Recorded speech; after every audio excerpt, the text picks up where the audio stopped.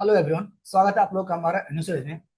हमने UPSC CAPF का previous year का एक सीरीज स्टार्ट किया था, जो कुछ रीजन बस डिसकंटिन्यू हो गया था। तो आज हम फिर से स्टार्ट कर रहे हैं, जिसमें हमें 2020 से लेकर 2025 तक प्रीवियस ईयर में जितने भी क्वेश्चन आ रखा है हम सारे के सारे यहाँ पर डिस्कस करेंगे। 2024 का क्वेश्चन हमने डिस्कस कर लिया था। आज हम नया सेट लेके आ रहे हैं 2022 में जितने भी क्वेश्चन आ रखे हैं मैथ्स में, वो सारे क्वेश्चन यहाँ पर हम आज डिस्कस करेंगे। फर्स्ट क्वेश्चन है हमारा, which one of the following is the difference of the sum of cubes of first 10 natural number and the sum of square of first 10 natural numbers?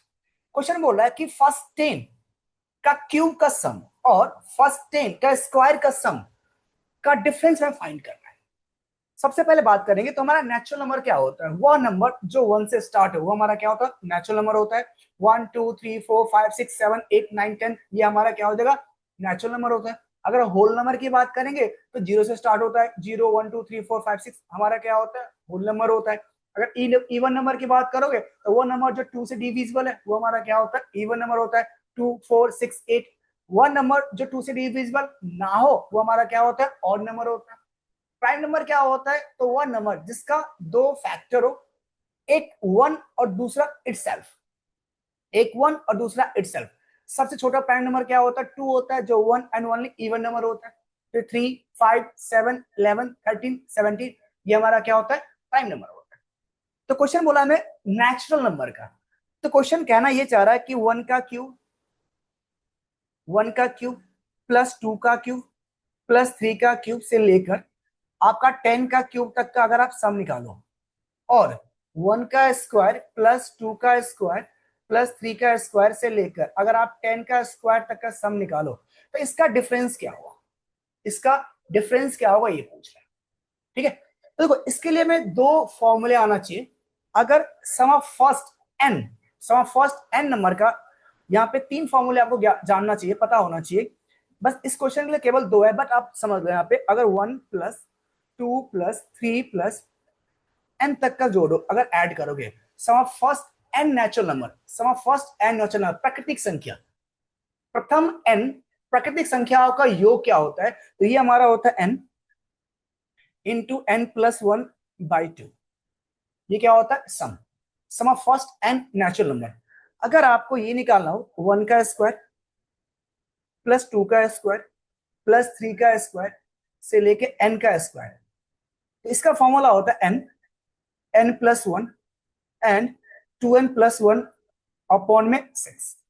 ठीक है, लेकिन अगर हमें निकालना है 1 का क्यूब प्लस 2 का क्यूब प्लस 3 का cube plus dot dot dot plus n का क्यूब, इसका जो फॉर्म सम होता है हमारा n into n plus one by two का होल स्क्वायर। ठीक है, तो हमें इस क्वेश्चन में दो फॉर्मूला जानना जरूरी है, ये सेकंड और थर्ड। ठीक है, तो अगर देखो, अगर मैं इस फॉर्मूले को यूज करूं, क्या बोला है, फर्स्ट 10 नेचुरल नंबर का क्यूब निकालना है, सम निकालना है, क्यूब का सम। तो हमारा कितने नंबर हो गए, 10, एन कितना होगा 10, तो ये हो जाएगा 10 10 इंटू 11 बाई 2 का स्क्वायर।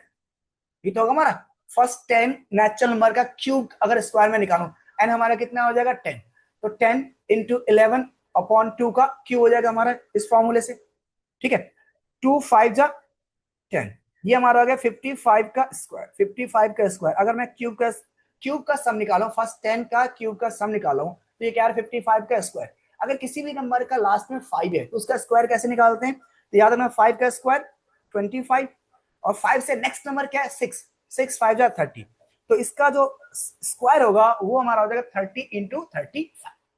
फर्स्ट 10 क्यूब का, फर्स्ट 10 क्यूब नेचुरल नंबर का क्यूब का अगर आप सम निकाल रहे हो, वो कितना आ रहा है 3025। अगर आप स्क्वायर का सम निकाल रहे हो, अगर आप स्क्वायर का सम निकाल रहे हो, तो हमारा लास्ट नंबर क्या, एन क्या पे 10 है, ये हो जाएगा एन 10 इंटू 11, या फॉर्मूला पुट करो या लास्ट नंबर लिख के इन दोनों का ऐड कर दो, तो 21 अपॉन बाई 6, अपॉन में क्या आ जाएगा 6। ये जो आ रहा हमारा क्या है, फर्स्ट 10 नंबर का स्क्वायर का सम है। 2 5 जा 10 2 3 जा 6 3 7 जा 35, ये हमारा आ जाएगा 11 इंटू 35। किसी नंबर को 11 से अगर मल्टीप्लाई करते हैं क्या हो जाएगा 5 5 3 8 और 3, 385। क्या पूछा गया क्वेश्चन में? इन दोनों का डिफरेंस पूछ रहा है, इन दोनों का डिफरेंस, फर्स्ट 10 नेचुरल नंबर का क्यूब और फर्स्ट 10 नेचुरल नंबर का स्क्वायर का डिफरेंस पूछा गया था। तो क्यूब का सम कितना है 3025 एंड स्क्वायर का सम कितना है 385। इसका डिफरेंस पूछा गया, आप डिफरेंस ले लो।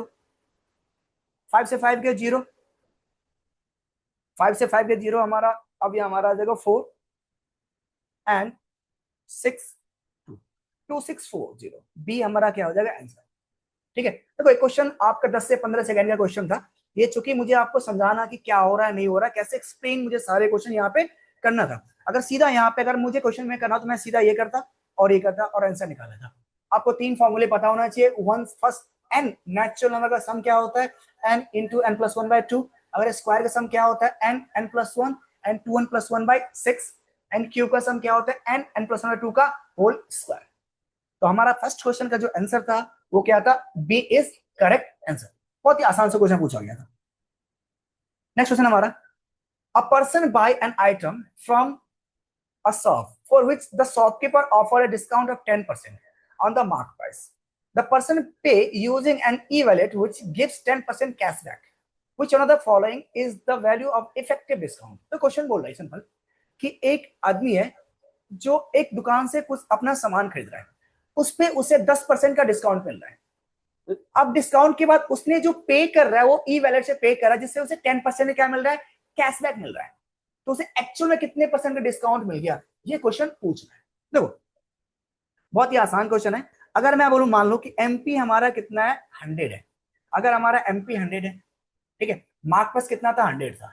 अगर डाटा यहाँ पे नॉर्मल है, अगर फ्रैक्शन में हो तो हम कुछ और मानेंगे। जब भी डाटा नॉर्मल हो 5%, 10%, 20%, तो एमपी आप वहां पे 100 मान सकते। मैंने एमपी मान लिया 100 था और डिस्काउंट कितना दिया, तो डिस्काउंट दिया 10% का। जो डिस्काउंट है हमारे पास वो कितना है, 10% का डिस्काउंट दिया। तो आपका बताओ एसपी क्या हो जाएगा, तो हमारा जो एसपी हो जाएगा वो 90 हो जाएगा। 10 का डिस्काउंट दे दिया, 100 पे 10% का डिस्काउंट दिया तो हमारा कितना हो जाएगा 90 हो गया। अब हमने 90 रुपीज पे करना था, हमने 90 पे किया।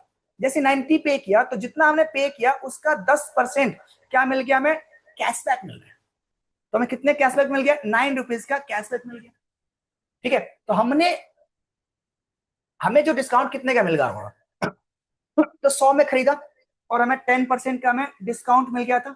10% का डिस्काउंट में हमें 90 पड़ गया। अब 9 रुपए का और डिस्काउंट मिल गया, हमें मिल गया ना भाई। हमने 90 दिया बट 9 रुपया हमें और बैक मिल गया, वापस मिल गया। तो यहाँ पे हमें कितना कितना पे किया, तो हमने 81 रुपीज पे किया।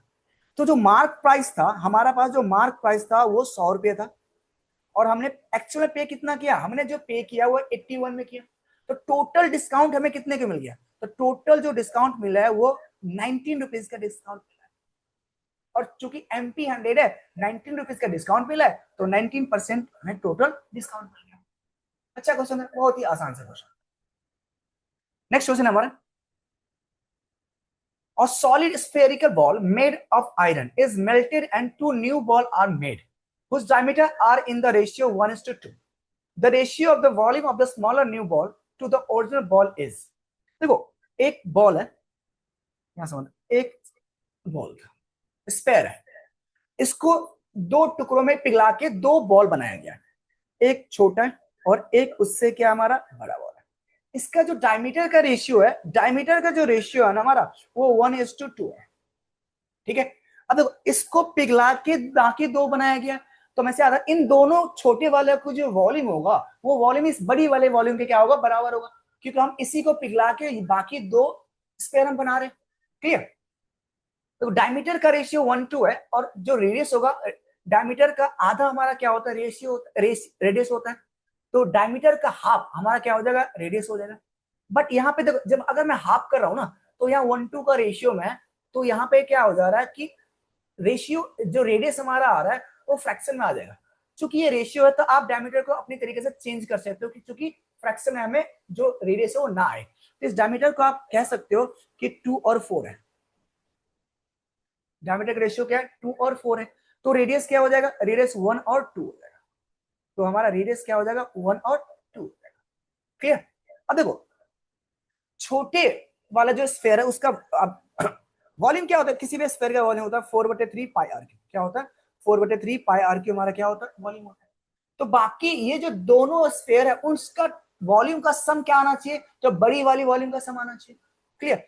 तो हमारा जो छोटा स्फीयर का रेडियस 1 है तो इसका वॉल्यूम क्या होगा, तो 4/3 पाई 1 का क्यूब हो जाएगा। जो दूसरा होगा, दूसरा जो हमारा होगा वो कितना हो जाएगा, तो 4/3 पाई 2 का क्यूब रेडियस हमारा। अब ये जो वॉल्यूम है ये वॉल्यूम किसका होगा, तो ये जो दोनों का जो वॉल्यूम को ऐड करूंगा तो आ जाएगा हमारे पास क्या, बड़े वाले का स्क्वायर का वॉल्यूम आ गया। क्वेश्चन क्या पूछ रहा है कि एक्चुअल बड़ी वाले वॉल्यूम का रेशियो पूछ रहा है छोटे वाले से, छोटे वाले जो स्फीयर है उसका और जो ओरिजिनल स्फीयर है उसका वॉल्यूम का रेशियो पूछ रहा है। तो देखो ये जो है टोटल दोनों का वॉल्यूम को अगर मैंने ऐड कर दिया तो हमारा क्या आ गया, बड़ी वाले स्फीयर का वॉल्यूम आ गया। और ये किस, अब रेशियो पूछा है, किसका रेशियो पूछा है, तो छोटे वाले का पूछा है। और छोटे वाले का रेशियो वॉल्यूम क्या होगा, 4/3 पाई आर क्यूब। पहले छोटा वाला, एक सेकेंड, पहले जो हमारा छोटा वाला है, छोटे वाले का रेशियो पूछा है हमारा 4/3 पाई 1 का क्यूब और इसका रेशियो पूछा। ठीक है, अगर मैं 4/3 कॉमन लूं दोनों से, 4/3 पाई कॉमन हो, 4/3 हमारा क्या हो जाएगा, कैंसिल आउट। पाई सी पाई हमारा कैंसिल आउट हो जाएगा। तो इसका वॉल्यूम कितना आ गया, 1 और 1 प्लस 8, तो हमारा आंसर हो जाएगा 1:9 इज करेक्ट आंसर। हमारा आंसर होगा डी इज करेक्ट आंसर। बात समझ में आ गया। एक स्फीयर को पिघला के दो स्फीयर बनाया गया, तो उन दोनों का जो वॉल्यूम होगा उसका सम क्या होगा, मेन स्फीयर के वॉल्यूम के बराबर होगा। हमारा ये क्वेश्चन था, बहुत ही आसान सा क्वेश्चन था हमारा। नेक्स्ट क्वेश्चन है, suppose a bank gives an interest of 10% per annum compounded annually for a fixed deposit for a period 2 years, फिर ये period of 2 year, what should be the simple interest per annum if the maturity amount after 2 year is to remain the same. Question बोल रहा है कि कोई पैसे हैं, कुछ पैसे जिससे बैंक जो दे रहा 10% का इंटरेस्ट दे रहा है, 10% क्या था इंटरेस्ट दे रहा है 2 साल में। अब बोल रहा है कि से अमाउंट, उसी पैसे का जो अमाउंट है वो सेम है, अमाउंट सेम है, बट इस बार जो लगा रहा है वो सिंपल इंटरेस्ट लगा रहा है। क्या लगा रहा है हमारा, सिंपल इंटरेस्ट, सिंपल इंटरेस्ट लगा रहा है। अब देखो यहां पे, अगर हमारे पास प्रिंसिपल 100 रुपया है, अगर हमारा प्रिंसिपल 100 है तो, और रेट कितना है 10% है, अगर सीआई पे होगा तो इफेक्टिव रेट क्या होता है, तो आप बोलोगे a plus b plus a b by 100 होता है, होता है। तो 10 + 10 + 10 इंटू 10/100, ये हमारा आ जाएगा 21%। मतलब अगर प्रिंसिपल 100 है तो अमाउंट कितना हो जाएगा, अमाउंट हो जाएगा हमारा 121, क्योंकि 21 रुपए क्या मिल रहा है हमें, इंटरेस्ट। अब सेम पे रेट पूछ रहा है जब सेम प्रिंसिपल पे सेम अमाउंट है, बट इस बार क्या हो रहा है, एसआई पे लग रहा है। तो 100 पे 21 का इंटरेस्ट मिल रहा है, और एसआई में क्या होता है, हर साल आपका इंटरेस्ट जो मिलता है वो क्या होता है, सेम होता है। तो 2 साल में जो इंटरेस्ट मिल रहा है वो 21 का मिल रहा है, हमें जो इंटरेस्ट मिल रहा है वो 21 का मिला है। तो 1 साल का इंटरेस्ट क्या हो जाएगा, ये 2 ईयर का हमारा इंटरेस्ट है। तो 1 साल का जो हमारा इंटरेस्ट हो जाएगा वो हो जाएगा 21/2, इसका 10.5, ये हो जाएगा 10.5%। प्रिंसिपल कितना हमारा 100 है, तो यहाँ पे रेट ऑफ इंटरेस्ट हो जाएगा, वो हो जाएगा 10.5%। आसान समझ। नेक्स्ट क्वेश्चन हमारा, a runner average speed reduced by 25% every hour. If he runs 16 kilometers in the first hour and he runs for 3 hours, then what is his overall average speed? देखो, एक रनर है जो अपना speed हर घंटे every hour 25% क्या कर रहा है, कम कर रहा है। तो ये टोटल 3 घंटे चला है, तो एवरेज स्पीड पूछा है। देखो एवरेज स्पीड होता है क्या हमारा, हमारा जो एवरेज स्पीड होता है ये होता है टोटल डिस्टेंस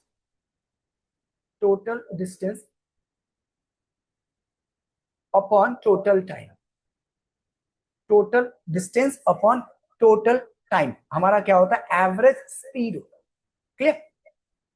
देखो ये बोल रहा है कि फर्स्ट आवर में वो कितना चला, 16 किलोमीटर, अगर फर्स्ट आवर में 16 किलोमीटर चला है, इसका मतलब उसका स्पीड था 1 घंटा में 16 किलोमीटर गया है। 1 आवर में 16 किलोमीटर गया, इसका मतलब उसका स्पीड क्या था, 16 किलोमीटर। अब जब नेक्स्ट आवर चलेगा तो 25% क्या होता है, तो 25% हमारा होता है 1/4। अब 1/4 कम हो जाएगा, तो 16 का 1/4, 16 का 1/4 बोलोगे आप, हमारा जो होगा 16 का 1/4, ये कितना होगा, 4 कम हो जाएगा। तो अब कितना हो जाएगा, नेक्स्ट आवर चलेगा, कितना चलेगा, 12 चलेगा। क्लियर। अब जब नेक्स्ट आवर चलेगा तो 12 का 1/4 कितना हो जाएगा, 3 हो जाएगा। तो टोटल डिस्टेंस कितना चला, तो ये जो टोटल डिस्टेंस चल रहा है वो 12×3 = 15 और 6 = 21, कितना चला, 21, 31, 31 चला, हमारा कितना चल गया, 31। ठीक है। टाइम कितना लगा है, तो टोटल टाइम जो है हमारे पास वो 3 घंटे का टाइम है। जो हमारा टोटल टाइम है वो 3 घंटे का। तो एवरेज स्पीड क्या होता है, तो एवरेज स्पीड हमारा होता है total distance upon total time, 31/3, 10.33 is correct answer. तो हमारा आंसर क्या होता है, 10.33 kilometre per our is correct. ठीक है, बहुत ही आसान क्वेश्चन था हमारा, एवरेज स्पीड से, टाइम एंड डिस्टेंस से क्वेश्चन था। नेक्स्ट क्वेश्चन हमारा, a car travels 3/4 of the distance at a speed of 60 km per hour and the remaining 1/4 of the distance at a speed of v km per hour. If the average speed for the full journey is 50 km per hour, then the value of b is. The question बोला है, एक car है जो 3/4 distance चल रहा है 60 से, मतलब अगर टोटल डिस्टेंस उसका 4 होगा, अगर टोटल डिस्टेंस उसका 4 होगा तो कितना चला होगा, वो 3 चला होगा, 3 किलोमीटर चला होगा। तो रेस्ट कितना हो गया, 1 रह गया। ठीक है। अब जो चल रहा है हमारा, ये जो फर्स्ट 3/4 चल रहा है उसका स्पीड है, तो आप बोलोगे 60 किलोमीटर पर आवर, कितना है, 60 किलोमीटर पर आवर। और जो रेस्ट है उसका जो स्पीड है v है, और टोटल एवरेज स्पीड है वो है 50 किलोमीटर पर आवर। मैंने आपको भी समझाया था कि एवरेज स्पीड हमारा क्या होता है, total distance upon total time. ठीक है। तो ये जो 3/4 है, ये रेशियो में डिस्टेंस जो हमारे पास गिवन है वो 3:1 के रेशियो में। तो थोड़ा सा रेशियो को मैं चेंज कर दे रहा हूँ, 20 से मल्टीप्लाई कर दो। अगर मैं 20 से मल्टीप्लाई कर दूंगा तो यहाँ आ जाएगा 60 किलोमीटर, ये 60 कट जाएगा, इसलिए मैंने ऐसे क्या कर दिया, 20 से मल्टीप्लाई कर दिया। इसको मल्टीप्लाई करो 20 से, तो बताओ टोटल डिस्टेंस कितना हो गया, 60। फर्स्ट पार्ट हमारा 60 है, सेकेंड पार्ट हमारा 20 है, तो टोटल हो गया 60 + 20, 80 किलोमीटर हमारा क्या हो गया, डिस्टेंस। तो टोटल डिस्टेंस हो गया 80। टाइम क्या होता है, तो हमारा जो टाइम होता है वो होता है डिस्टेंस अपॉन स्पीड। टाइम क्या होता है, डिस्टेंस अपॉन स्पीड। तो जो फर्स्ट पार्ट है 60 किलोमीटर ट्रेवल किया है, और कितना स्पीड से, 60 से, तो यहाँ पे जो टाइम लगाओ 60/60, 1 आवर लगा होगा। सेकेंड टाइम जो लगा होगा, सेकेंड वाले जो हमारा टाइम है वो 20/v, 20 किलोमीटर है, और हमारा स्पीड कितना, v, और टोटल जो एवरेज स्पीड आ गया हमारा आ गया 50 किलोमीटर पर आवर। अगर मैं क्रॉस मल्टीप्लाई कर दूं तो 80 = 50 प्लस 50 2 जा 1000, 1000 अपॉन में b, 50 उधर जाएगा, हमारा क्या हो जाएगा, 30, 30 = 1000 अपॉन में v, 0 से 0 हमारा कैंसिल हो जाएगा, v आ जाएगा 100/3 kilometre per hour, 100/3 kilometre per hour, C हमारा आ जाएगा आंसर। बहुत आसान है, टाइम में डिस्टेंस से यहाँ पे क्वेश्चन ज्यादा पूछा जाता है और मेंसुरेशन से। ठीक है, बहुत ही आसान से क्वेश्चन थे। नेक्स्ट क्वेश्चन है, suppose A and B can complete the work together in 10 days. If B alone can complete the work in 15 days, then in how many days A alone finish the work? कोई काम है जो A और B जब मिलके करते हैं, A और B जब मिलके कोई काम को करता है तो ये 10 दिन में फिनिश कर देता है, 10 दिन में फिनिश कर देता है। जब B अकेले करता है तो उसे यह 15 डेज में फिनिश करता है, 15 डेज में फिनिश करता है। तो क्वेश्चन बोला है ए अलोन कितने दिन में करेगा, ये आपसे क्वेश्चन पूछा है। देखो इसका दो तरीका होता है, एक शॉर्टकट होता है, जब भी आपको ना A + B मान लो किसी काम को x डेज में कर रहा है और B अलोन y डेज में कर रहा है और आपको ए से पूछा जाए तो x into y upon x minus y, difference ले लेना है। दोनों क्या लेना है, डिफरेंस ले लेना है। तो अगर इस शॉर्टकट से करने जाता तो हमारा आंसर आ जाता सीधा 10 इंटू 15 अपॉन दोनों का डिफरेंस 5, 5 टू जा 10, 15 टू जा 30, 30 डेज हमारा क्या आ जाता है, आंसर आ जाता है 30 days. D is correct answer. ठीक है। दूसरा तरीका होता है एलसीएम मेथड। आपको दोनों तरीके आना चाहिए याद रखना, क्योंकि ना शॉर्टकट जो होता है एक फिक्स क्वेश्चन के लिए होता है, हर क्वेश्चन में शॉर्टकट हम नहीं लगा सकते।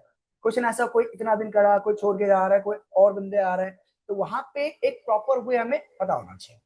जब भी ऐसे क्वेश्चन हो, ए प्लस बी 10 डेज में कर रहा है और बी 15 डेज में कर रहा है, हमें लेना दोनों का एलसीएम। क्या लेना, एलसीएम। जो एलसीएम हो जाएगा वो हमारा हो जाएगा टोटल वर्क। क्या हो जाएगा, टोटल वर्क। याद रखना, जो हमारा एलसीएम होता है वो क्या होता है, टोटल वर्क। देखो 30 वर्क था, टोटल वर्क 30 था, और जब ए और बी मिलके कर रहा है तो 10 दिन लग रहा है करने में। 30 काम करने में ए और बी को मिलके लग रहा है 10 दिन। मतलब पर डे कितना काम कर रहा हो, 30/10, 3 काम। मतलब ए और बी मिलकर एक दिन में 3 काम कर रहा है। ए और बी मिलकर एक दिन में कितने काम कर रहा है, 3 काम कर रहा है। ठीक है। जबकि बी को अकेले लग रहा है 15 डेज, 30 काम करने में 15 डेज, मतलब पर डे कितना काम करता होगा, तो 2 काम करता होगा। तो यहाँ पे लग गया 2 डेज। तो बी को एक दिन में 2 काम कर रहे हैं, और ए और बी मिलकर एक दिन में 3 काम कर रहे हैं, जबकि बी 2 कर रहे हैं। तो बताओ ए कितना करता होगा, तो आप बोलो ए एक दिन में 1 काम करता है, और पूरा काम ए से करवाना है। तो जो टोटल वर्क है वो 30 है, और ए एक दिन में 1 काम करता है, तो 30 डेज जो हमारा क्या हो जाएगा, आंसर। ठीक है, आसान से क्वेश्चन देखेंगे। क्वेश्चन है next one, if the average of the first 4-5 number is decreasing order is 25 and the average of the last 4 number is 20, then what is the difference between the first and last? बहुत ही आसान question है। अगर मुझे बोला है तो 5 second में इसका आंसर आ जाएगा 25 into 400 and 20 into 480 and 20 is correct answer. ठीक है, 5 सेकंड में आंसर मेंटली हो जाता है। देखो कैसे करना है। क्वेश्चन बोला कि हमारे पास 5 नंबर है। कितना नंबर है, 5 नंबर है। डिक्रीजिंग ऑर्डर में जो फर्स्ट 4 का जो एवरेज है वो 25 है। चलो समझा देते हैं कि प्रॉपर वे से। 5 नंबर है हमारे पास, A B C D E है। सबसे पहले आपको पता होना चाहिए हमारा जो एवरेज होता है sum of all data upon total number. क्या होता है, total sum of all data upon total number of data. ये हमारा क्या होता है, एवरेज होता है, कि कोई भी जितने भी नंबर हो सकते हैं। तो अगर मैं इसे क्रॉस मल्टीप्लाई कर दूं, तो जब एवरेज में आप नंबर से मल्टीप्लाई करते हो, तो हमें क्या मिल जाता है, सभी डाटा का मिल जाता है सब। क्या मिल जाता है, सब मिलता है। तो ये बोल रहा है कि जो फर्स्ट 5 डाटा है, जो फर्स्ट 4 डाटा है, उसका जो एवरेज है वो 25 है। फर्स्ट 4 का जो एवरेज है वो 25 है। मतलब इस फर्स्ट 4 का, तो आप बताओ a plus b plus c plus d ये कितना हो जाएगा, तो आप बोलोगे 25 इंटू 4, हमारा कितना हो जाएगा, 100 हो जाएगा। क्लियर। अब बोला, बाद में बोला आखिरी 4 का, लास्ट 4 का जो एवरेज है वो 20 है। इसका मतलब क्या होगा, b plus c plus d plus e कितना हो जाएगा, तो आप बोलोगे 20 इंटू 4, हमारा कितना हो जाएगा, 80। अगर मैं दोनों को माइनस कर दूं, माइनस माइनस माइनस, इससे ये कैंसिल, इससे ये कैंसिल, इससे ये कैंसिल, तो हमारा क्या आ गया, ए माइनस ई आ गया, और कितना आ रहा है, 20। ये क्वेश्चन पूछा गया था, आपसे पूछा गया था फर्स्ट और लास्ट का डिफरेंस पूछा गया था, 20 हमारा क्या हो जाएगा, करेक्ट आंसर। ठीक है, बहुत ही आसान से क्वेश्चन पूछा गया। नेक्स्ट क्वेश्चन हमारे पास, नेक्स्ट क्वेश्चन हमारा, there is a group of 5 people among which there is one couple. In how many ways can these 5 people seated in a row having 5 chairs if the couple is to be seated next to each other? Hello, hello, hello, hello, hello.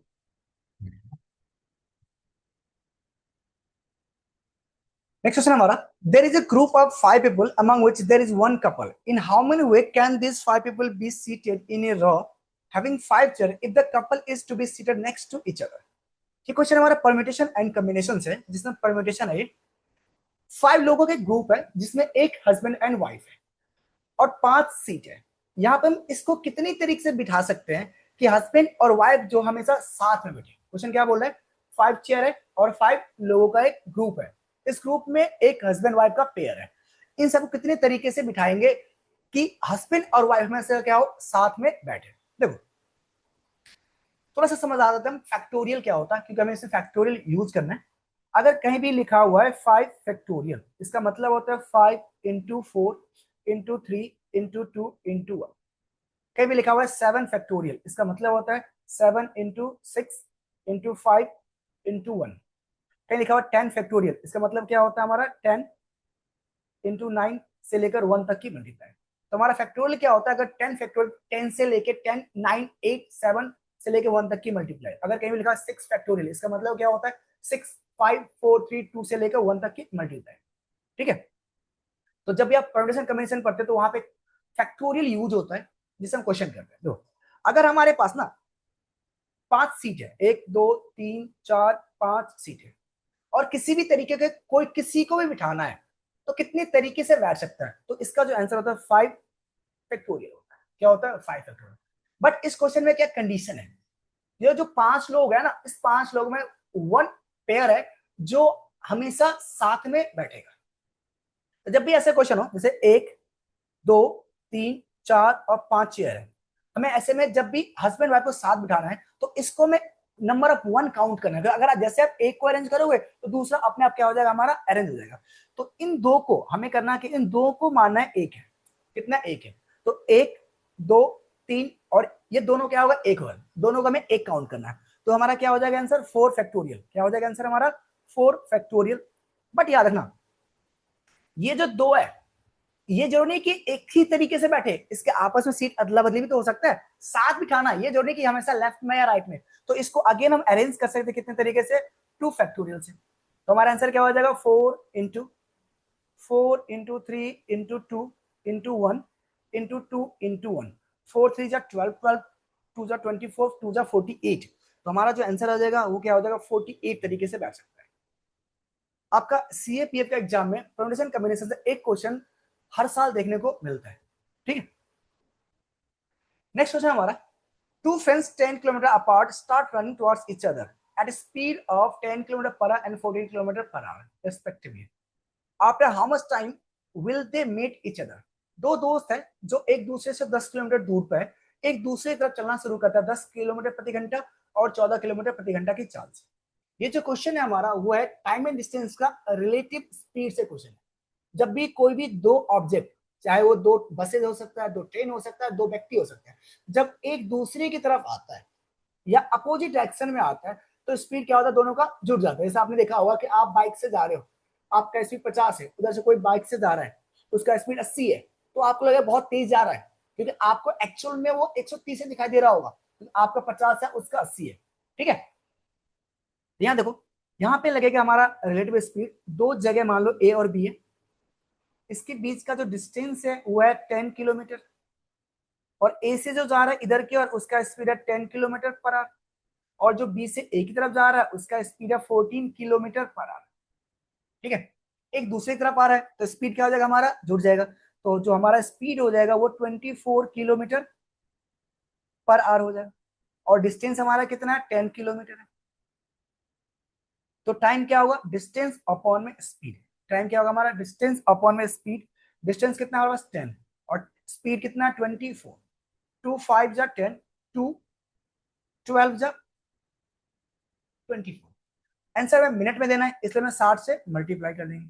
12 5 जा 5 5 जा 25 minute is correct answer. हमारा answer क्या है, B is correct answer. ठीक है, बहुत आसान सा क्वेश्चन था।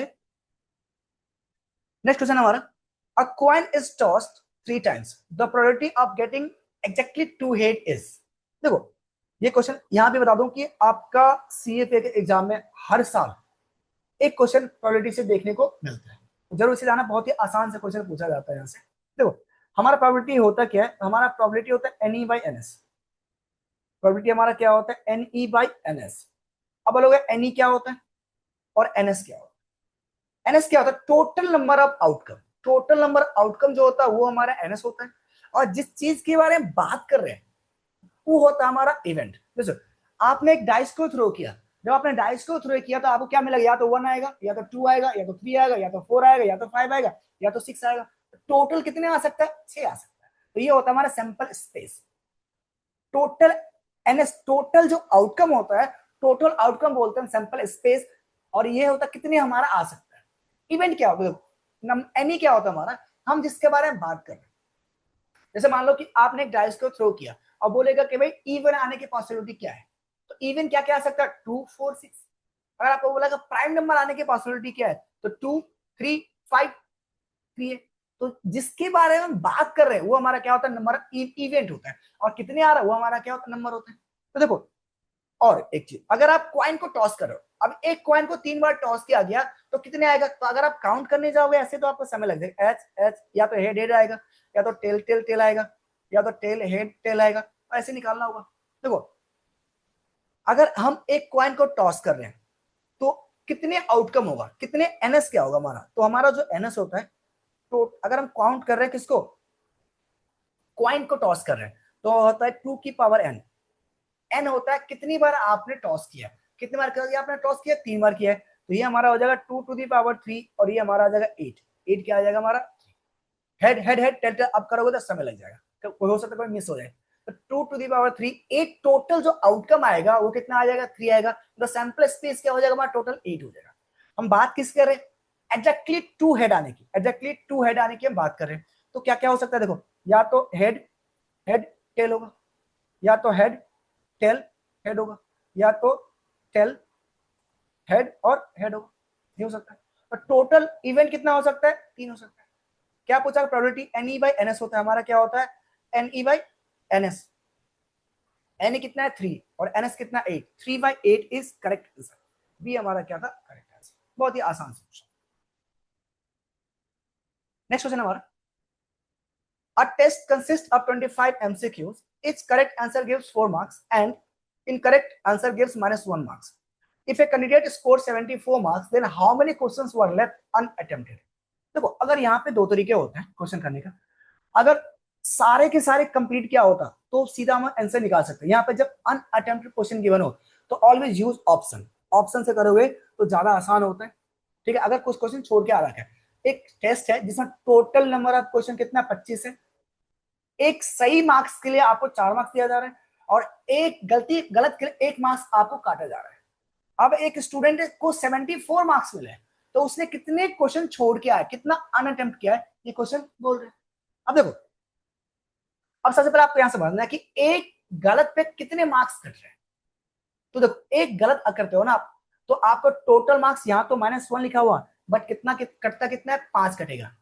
देखो, आपने उसको सही आपने अटेम्प्ट किया और आपने तो सही मान लिया, तो आपने उस पर 4 मार्क्स ऐड किया होगा, बट वो आपका गलत हो गया। पहले वो 4 कैंसिल आउट होगा, उसके बाद -1 भी जाएगा, तो एक गलती पे यहाँ कितने मार्क्स कट रहे हैं, 5 मार्क्स कट रहे हैं। कितने कट रहे, 5 मार्क्स कट रहे हैं। छोटा सा एग्जाम्पल है, तो चलो मान लो कि आपने 3 क्वेश्चन अटेम्प्ट किया था, बस 3 क्वेश्चन आपने अटेम्प्ट किया था, और आपका तीनों को मतलब 3 अटेम्प्ट किया, तो कितने मार्क्स मिलना चाहिए था, 3 4 जा 12 मार्क्स मिलना चाहिए था। बट एक आपका गलत हो गया। जब आपका एक गलत हो गया, मतलब 2 सही है, तो 4 4 8, आपको 8 मार्क्स मिलेगा, वो 8 मार्क्स मिलेगा, और 1 मार्क्स काट लिया जाएगा क्योंकि आपने एक गलत किया। तो कितना मिला, 7 मिला। देखो कितने मार्क्स काटे गए, एक गलती पर 5 मार्क्स काटा गया। क्लियर। तो हमारा जो क्वेश्चन होता है इसी पे होता है हमारा, बहुत ही। अब यहां देखो, इस क्वेश्चन को ऑलवेज हम ऑप्शन से करेंगे जब अनअटेम्प्ट की बात करेगा, तो जल्दी हो जाता था, तो हमें x1 मानना पड़ेगा और हमारा टाइम खराब होगा। देखो 25 क्वेश्चन था, अगर इसने सारे के सारे सही किया होता तो कितने मार्क्स मिलते, 2500 का 100 मार्क्स, 100 मार्क्स मिलते। बट मिला कितना, 74 मार्क्स। कितना मिला, 74 मार्क्स। अब देखो, हमने मान लिया कि 4 क्वेश्चन, अभी मैंने ऑप्शन से मान लिया कि 4 उसने अनअटेम्प्ट किया था। अगर उसने 4 अनअटेम्प्ट किया, मतलब कितना क्वेश्चन ने अटेम्प्ट किया होगा, तो 21 क्वेश्चन उसने अटेम्प्ट किया होगा। 21 क्वेश्चन अटेम्प्ट किया होगा, तो कितने मार्क्स मिलना चाहिए था, 21 इंटू 4, 84 मार्क्स मिलना चाहिए था। मिला कितना, 74 मिला। तो कितने मार्क्स काटा गया, 10 मार्क्स काटा गया। कितना काटा गया, 10 मार्क्स।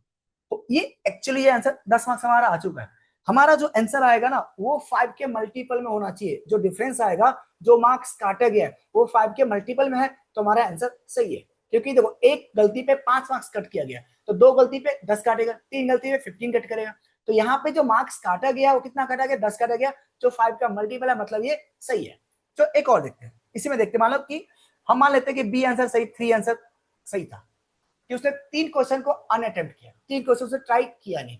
25 क्वेश्चन था, 25 में से उसने 3 क्वेश्चन नहीं किया, मतलब 22 क्वेश्चन किया होगा।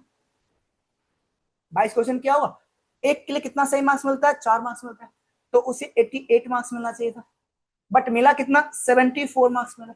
तो कितना काट लिया गया, तो आप देखोगे यहां से 12 मार्क्स काटा गया, 14 मार्क्स, 74 मिला है। आपको जो मार्क्स कट किया गया वो कितना काटा गया यहाँ पे, तो 8 से 4 गया 4, 14 मार्क्स कट किया गया। तो क्या पॉसिबल है एक के लिए 5 मार्क्स काटा जाता है, और जब 14 से डिवाइड करो, 14 को अगर आप 5 से डिवाइड करोगे तो क्या आ रहा है, पॉइंट में आ रहा है। मतलब क्वेश्चन गलत होगा तो पूरा ही होगा ना, आधा गलत तो नहीं होगा। ठीक है, ये एमसीक्यू क्वेश्चन है हमारा, ये तो नहीं कि स्टेप बाय स्टेप हमें मार्क्स मिल रहा है। तो ये जो आना चाहिए वो आना चाहिए हमारा नेचुरल नंबर आना चाहिए, अगर नहीं आ रहा तो हमारा गलत है, इसलिए हमारा बी गलत है। ठीक है, बात समझ में आ गया। तो इस क्वेश्चन का जो बेस्ट वे होता है वो होता है ऑप्शन, ऑलवेज यूज ऑप्शन। ठीक है, नेक्स्ट क्वेश्चन है हमारा, एक व्यक्ति के पास 2 रुपए और 5 रुपए के सिक्के हैं।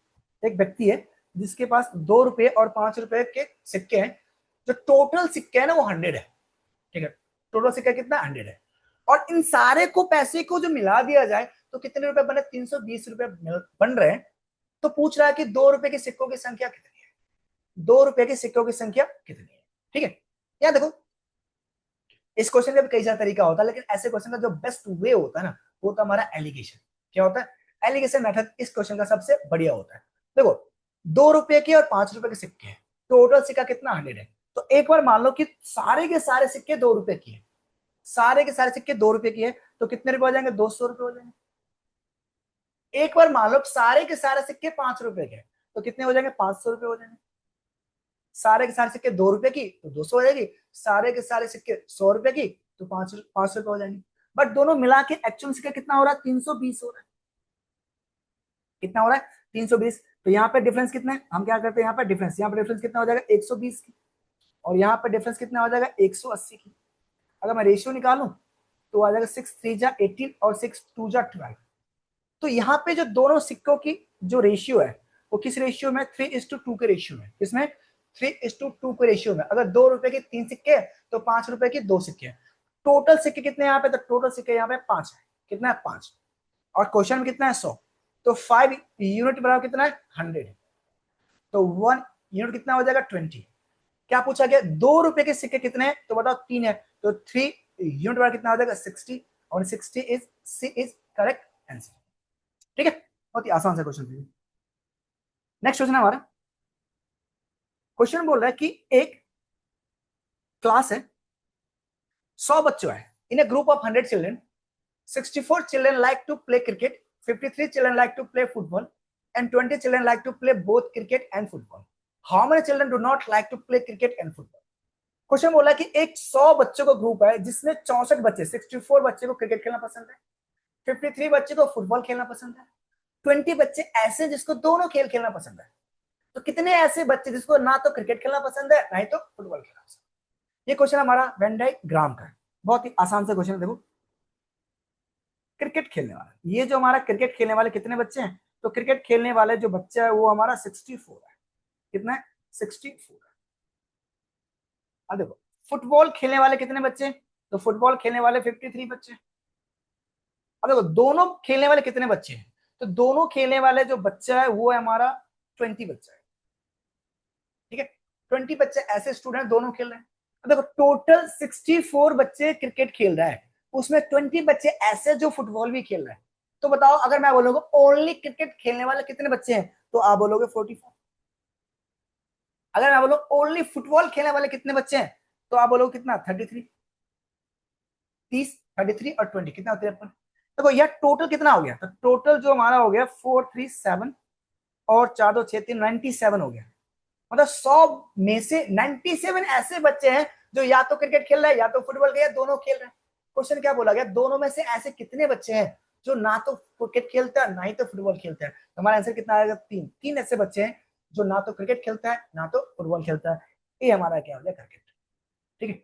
हमने सीएपीएफ का एक सीरीज स्टार्ट किया जिसमें 2018 से शायद 2018 से 2025 तक की सारे क्वेश्चन पेपर हम यहाँ पे डिस्कस करेंगे।